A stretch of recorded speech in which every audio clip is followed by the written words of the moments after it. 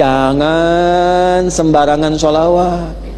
Keras. Orang yang sengaja bersikap terhadap Nabi dengan cara hati-hati yang terlihat mengurangi kehormatan Nabi, itu seketika amalannya akan hilang pahalanya tanpa dia sadari. Nah, sekarang nabinya masih ada nggak? Saya ulangi, nabinya masih ada nggak? Ada, cuma terkubur kan, sudah meninggal. Baik kan? Hukumnya masih berlaku. Dan ingat, Nabi beda dengan kita. Walaupun kemudian beliau sudah wafat, sudah dikuburkan, tapi keadaannya terjaga di sisi Allah Subhanahu wa taala, dan di antara penjagaan Allah masih mengalirkan komunikasi umatnya kepada Nabi. Ini yang tidak dimiliki nabi-nabi lain.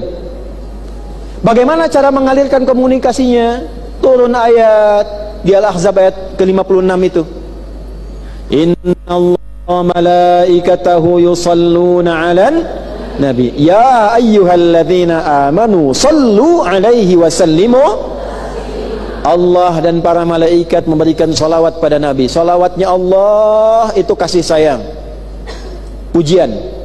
Salawatnya malaikat kepada Nabi itu pengagungan, kemuliaan. Salawatnya kita kepada Nabi penghormatan kepada Rasulullah yang telah memberikan kebaikan pada kita selama hidup. Bahkan kalau kita salawat, ketika kita salawat, sampai salawat itu pada Nabi dan ditetapkan oleh Allah, kembali pahala pada kita 10 kebaikan. Man shalla alayya, kata Nabi, salatan wahidah sallallahu alaihi as-salawat. Siapa yang salawat pada Nabi, 1 salawat itu melahirkan pahala 10 kebaikan langsung kembali kepadanya.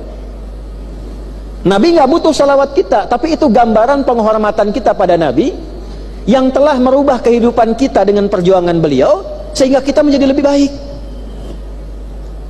Ibu tahu dari mana kita bisa menjadi baik, berakhlak yang baik, hubungan sama Allah baik, kalau bukan Nabi pernah sampaikan? Cara membalasnya bagaimana? Nggak bisa. Minimal hormati itu, agungkan itu dengan sholawat. Nah, dahsyatnya Nabi Muhammad, kalaupun sudah meninggal, kita nggak bertemu, kalau sholawat, Allah tugaskan 1 malaikat mengantarkan sholawat itu langsung kepada Nabi. Itu yang nggak ditemukan di nabi-nabi lain. Nah, artinya kalau sedang sholawat, bicaranya kepada siapa?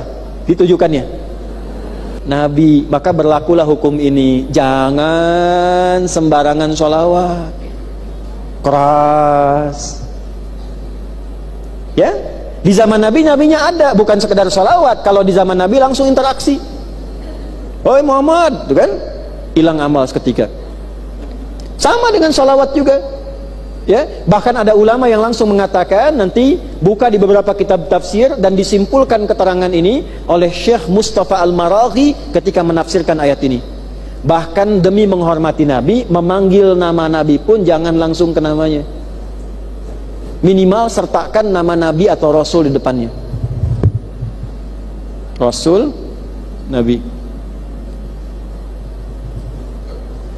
Maaf ya, itu ada adik misalnya. Lihat Kang Daan di sini, tiba-tiba manggil, "Woi Daan, maaf Kang, punten," gitu ya. Gimana kira-kira? Nggak sopan ya? Ya, bayangkan pada manusia biasa saja kita manggil dengan adab. Kepada Nabi adabnya bagaimana? Ada ulama mengatakan, langsung menyimpulkan dari ayat ini, sertakan kalimat yang Allah pun mengajarkan pada kita menyertakannya. Ya ayyuhan Nabi. Maka sertakan sebelum kata Muhammad nama Nabi Muhammad sallallahu alaihi wasallam. Atau kita singkat Rasulullah sallallahu alaihi wasallam. Kecuali dalam 2 bab utama, misal dalam sholat, itu pun ada ikhtilaf kecil, juga dalam syahadat. Syahadat kita boleh langsung mengatakan karena disandingkan dengan Allah langsung. Asyhadu an la ilaha illallah wa asyhadu anna Muhammadan, itu boleh langsung. Itu dalam tahiyat. Asyhadu an la at-tahiyatu lillah sampai ujungnya, at-tahiyatul mubarakatuh shalawatut thayyibah sampai ujungnya, karena ada 7 versi doa. Langsung ke syahadat, asyhadu an la ilaha illallah wa asyhadu anna Muhammadan Rasulullah. Di luar aspek itu, interaksi keseharian, ada 3 yang melekat pada Nabi. Nabi Muhammad, Rasulullah, Sayyidina Muhammad. Dari mana hadis tentang Sayyidina? Ana sayyidu ibnu Adam wala fakhar. Kata Nabi, kalau ada yang dipanggil Sayyid, tuan, saya Sayyid Ibnu Adam. Saya itu tuannya seluruh anak cucu Adam, tapi tidak ada fakhar, tidak ada di situ rasa kebanggaan, tidak ada kesombongan dan sebagainya. Dan di situ ulama menurunkan sampai ada Syekh Ibnu Taimiyah, beliau menulis kitab dalam Tazkiyatun Nafas, itu membuka mukaddimahnya dengan kalimat Allahumma sholli ala Sayyidina Muhammad. Ya, jadi boleh pakai kata Nabi, boleh pada kata Rasul, boleh pada kata Sayyidina. Dan ini sudah biasa. Awas jangan sampai nanti apa Bapak Ibu tidak menyadari bahwa Muhammad Rasul kita pernah menyampaikan. Nah, itu nggak sopan.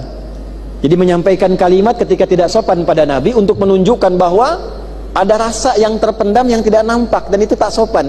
Ketika keluar seperti itu pahala hilang. Tanpa terasa hilang. Wa antum la tash'urun antahbatu amalukum, amal-amal Anda selama ini langsung berkurang dengan kadar kesombongannya itu. Wa antum la tash'urun, dan dia tidak sadar bahwa pahalanya hilang. Jelas sampai sini?